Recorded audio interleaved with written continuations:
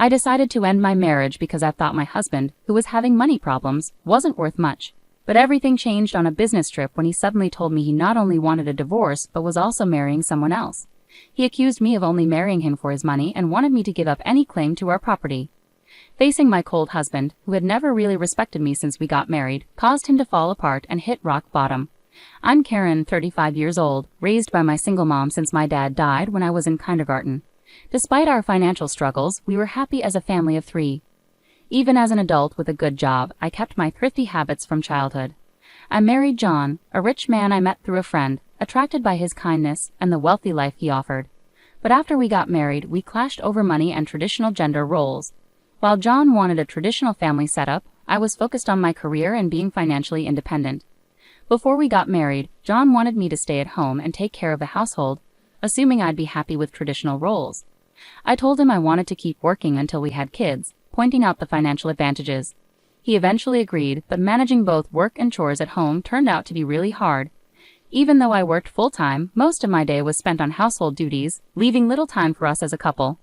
Meanwhile, John took on the traditional husband role but didn't help out with any household tasks. While he saw how busy I was, he mostly just relaxed after work and enjoyed dinner. As time went on, juggling work and home life started to strain our relationship, making me wonder if this was what marriage was really supposed to be like. Despite all my efforts, I was afraid to speak up about my unhappiness because I worried John might insist I quit my job. Even though he didn't help with household chores, I hoped that having children would improve our relationship. Sadly, we had grown distant, and I started to doubt if we could even have a family together. Feeling anxious about this, I finally brought it up with John. "Hey, don't you think we should start thinking about having kids?" I asked. "Kids, you seem pretty energetic for someone who's exhausted from work and chores," he replied. "It's not about that. I really want to have children. We haven't been married that long, but I'm already over 30. Women have a limited time to have kids, and it's getting harder for me to get pregnant as I get older. It's almost too late. But we don't really need kids. If we have one, you'll expect me to help out, right? I'm busy with work, and I won't be able to help with raising a child." "It's odd to say you won't help with raising our child even before they're born, don't you think? I'm prepared to raise them on my own, but shouldn't you at least want to help? It's your child too. Raising kids is your responsibility. I work to support the family, so I won't be involved in raising them. You'll just complain that I don't help and make me out to be the bad guy. Maybe you've grown up thinking you have to have lots of kids because of being poor, but we're not poor. We don't need kids." End of discussion. With that, John abruptly ended the conversation and went to his room alone. In the living room, tears streamed down my face. Not only was my wish for children rejected, but my upbringing was also ridiculed.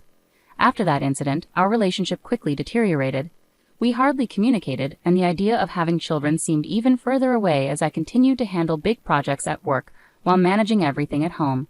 I found myself growing more distant from John. One day, when I told him about an upcoming business trip, he surprisingly wished me well and hinted at a big surprise when I returned. Despite my feelings of giving up on him, his kindness and smile made me waver. But when I got home, my faint hope was shattered. The front door wouldn't open. John revealed the first surprise. He had changed the locks. The second surprise was even more shocking. He told me he had filed for divorce, claiming he had forged my signature with a friend as a witness. He handed me a document to sign, giving up my rights to our property. I protested his false accusations and insisted we both renounce our property rights publicly. John stubbornly refused and redrafted the document on his computer, sparking a tense argument. As I left the house, he insulted me for being poor and threatened to throw away my things. A few days later, John panicked and called me. "Why are you saying I didn't do anything? What's going on?" I asked. "I've been told to leave the apartment," he said. "You were still living there. That's not allowed. It's a new month. You're trespassing." "Trespassing? But it's my house." "Are you okay? Did you forget it was a company apartment I rented? I was the leaseholder, so naturally, you can't live there anymore." "That's ridiculous. How could you do this? I can't believe you didn't know." "I'm not the one who should be accused of acting alone here. Didn't I tell you that you can't just change the locks on a rented apartment? It's my house. I can change the locks if I want." "Didn't you hear me? It was my lease, not yours. Even if you were the leaseholder, the apartment manager is the owner. You can't change the locks without informing them." "Is that so? Also, I ended the lease while you were changing the locks. I was allowed to stay there until this month. I was planning to come back, but now you've unlawfully altered someone else's property, which could be considered criminal damage." "Wait, why did you end it so early? Criminal damage? Is that why the police are at the front door now?" I'm too scared to open it, he confessed. Don't worry, it's probably not about trespassing or criminal damage. It's best to talk to them and find out. Why would the police be here? Because I reported you for filing the divorce papers yourself. It seems you've committed crimes like forgery and using a private document fraudulently. Divorce papers can be filed by one person, but only if both parties agree and personally sign them. Since John forged my signature and the witness, it's clearly a crime. He seemed unaware of the severity of his actions, so I pressed on. So the divorce papers you submitted are invalid, and your marriage to Susan can't happen either. How do you know about Susan? Did you think I wouldn't find out? I hired a private detective agency to thoroughly investigate your affair with Susan. It was challenging to manage during a busy time at work. You even had a lavish wedding ceremony while I was supposedly on a business trip. Wait, your business trip was a lie? Yes, I took time off work, despite being busy, to gather evidence and prepare documents. I knew about you bringing Susan home. It would have been impossible to do all this while working. After I revealed everything, John was speechless and sounded upset, even over the phone. Then he pleaded with me, "Please don't tell Susan." I'm divorced? Why would I? There's no truth to that. Really? Thank you. Are you misunderstanding something? When did you think we got divorced? That fake divorce paper is invalid. Legally, you're still my husband, not divorced. What? So, because you committed adultery, legally Susan owes compensation as my husband. I sent the demand for repayment to her house yesterday by express delivery. She didn't know you were married, right? I can't withdraw the claim now. I know Susan believed you were single, but I still sent the demand deliberately. Susan hasn't contacted me yet, so maybe she hasn't received the letter. It should arrive soon. Should you be on the phone with me when you also have to deal with the police? You're busy. I'll ignore the police. I won't be arrested. I'm going to Susan's house now to get the letter back before she or her family can accept it. Then he hung up. He probably went straight to Susan's house to wait for the postman at the front door. I knew it would be pointless because the letter was sent as registered mail to Susan only. Even if he waited for the postman, he wouldn't be able to receive it. A few hours later, John called me, sounding dejected. He recounted an incident with the postman. I'm here to pick up that envelope. Who are you? You don't live here, do you? I practically live here since I'm married. I have the right to get the mail. I understand, but I can't give you this envelope.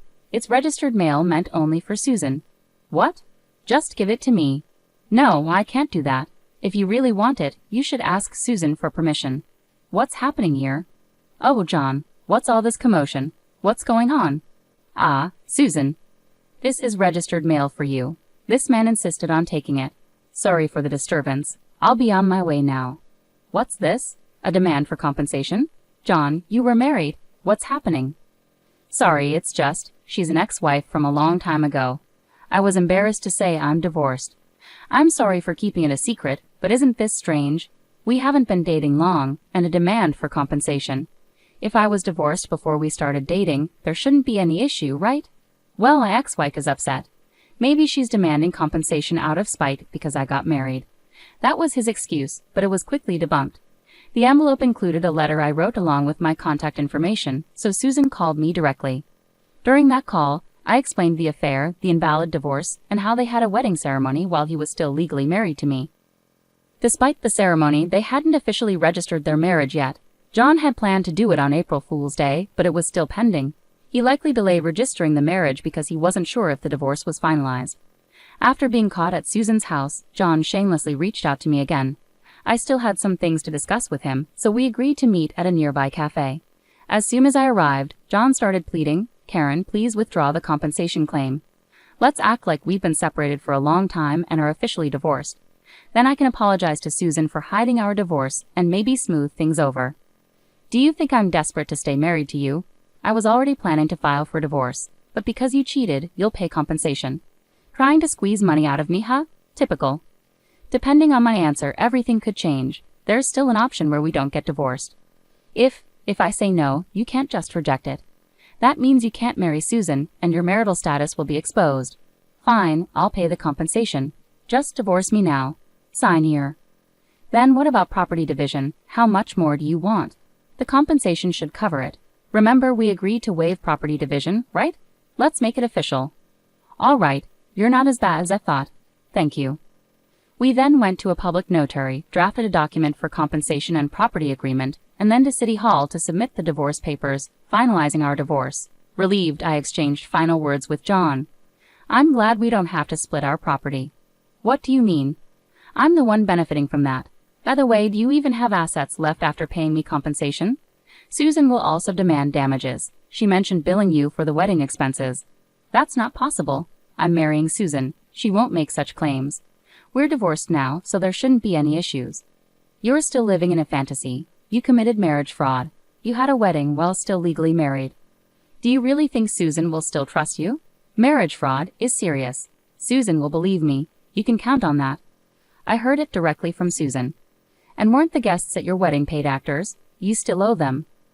You know about that. I haven't settled with them yet. Why do you care? You could have just agreed to property division and come out ahead. That's what I wanted to tell you. Even if we had divided the property, you would have ended up better off. What are you talking about? Calling me poor? Your family might be modest, and you only make $115,000 a year, right? Even with a raise, it wouldn't be more than $20,000. You don't own any property. You keep accusing me of being poor, but it seems you've misunderstood. Yes, my salary is $115,000, but I work for a foreign company.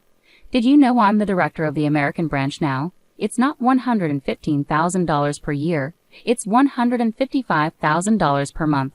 That makes an annual income of $1.8 million. You're still not getting the numbers right. How do you manage to keep your job? It's $1.8 million per year. $1.8 million? That can't be true. Of course, I haven't had the chance to spend such an amount, so I've been saving it for the future.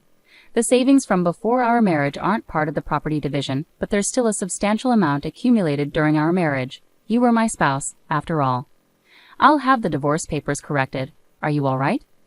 After all the disrespect, you expect me to happily undo the divorce? If you have that much money, why bother contesting the compensation, right? It's just a small amount to you. Whoever laughs at a penny will cry for a penny. This compensation is for the emotional pain you caused me. Honestly, I could ask for more. Now that it's settled, make sure you pay it, even in installments. I'll be frugal. Also, don't go back to that apartment. Your things should already be moved to your parents' house. You may have thought I didn't have much, but I had already moved most of my belongings. Were you that indifferent to me? I have so little I have to go back to my parents' place. They don't know everything yet, do they? Let me explain. Don't say anything. I've already told them everything. They deserve to know why we're divorcing. Oh, and your father said, never set foot in our home again. He collapsed and I left the cafe. Later I heard he caused trouble at the police station. Despite my advice, he returned to the apartment. He sat there aimlessly in the empty apartment until the manager called the police, and he was taken away. It's unclear whether he was arrested for obstructing public duties, trespassing, or due to the forged divorce papers. Eventually, his parents took responsibility for him. After speaking with me and learning about Susan, they decided that their first priority was to apologize and pay damages to Susan's family. They visited Susan's house and knelt in front of her family to apologize. They settled everything without pursuing charges for marriage fraud, even covering the costs of the wedding. I had expected them to pursue legal action, so it was disappointing that they didn't. So I decided to pursue legal action against him for forging the divorce papers. John offered a settlement, but I refused to withdraw the lawsuit. I didn't want him to think that his actions could be resolved simply with money. I wanted him to face the consequences and understand the seriousness of what he had done, even if it required time and effort on my part. I left everything in the hands of my lawyer to ease the burden on myself. Although it took time, John was exposed for his actions and the marriage fraud. He couldn't continue working at his company after being detained by the police and subsequently going absent without leave, leading to his eventual termination. He ended up living with his parents, working long hours at a relative's construction company. His father took control of his earnings, leaving him with very little income. I had expected his parents to support him, but they were stricter than I imagined. They paid the compensation I was owed and settled with Susan's family, planning to make John work tirelessly until he repaid everything. He lived in a makeshift accommodation without electricity, receiving only $5 per day for food, which was deducted from his earnings. Their intention was to pressure him until he paid off his debts, and then they planned to push him out, a harsh consequence after years of relative comfort. After the divorce was finalized, I was offered a position at our head office abroad, so I moved overseas. I had concerns that John might try to reach out for help or harbor resentment, but moving abroad eased those worries. Initially, I thought work would be my focus for a while, but soon I found a new relationship. I'm now dating a foreign executive from our head office, and I'm pregnant with plans to marry soon. I've been open with him about my past and my ex-husband, and he's been understanding and supportive. I'll be taking maternity leave soon and intend to return to work, with his full support. He's eager to take paternity leave and co-parent, which reflects a different cultural perspective. After enduring torment from my ex-husband, I finally feel like I'm achieving genuine happiness and confidence in building the family I've always dreamed of. Many people suffer due to selfish spouses, and while divorce isn't always the ideal solution, enduring in silence isn't virtuous either. It's crucial to understand that honest discussions can lead to resolutions, and sometimes divorce becomes the necessary path forward.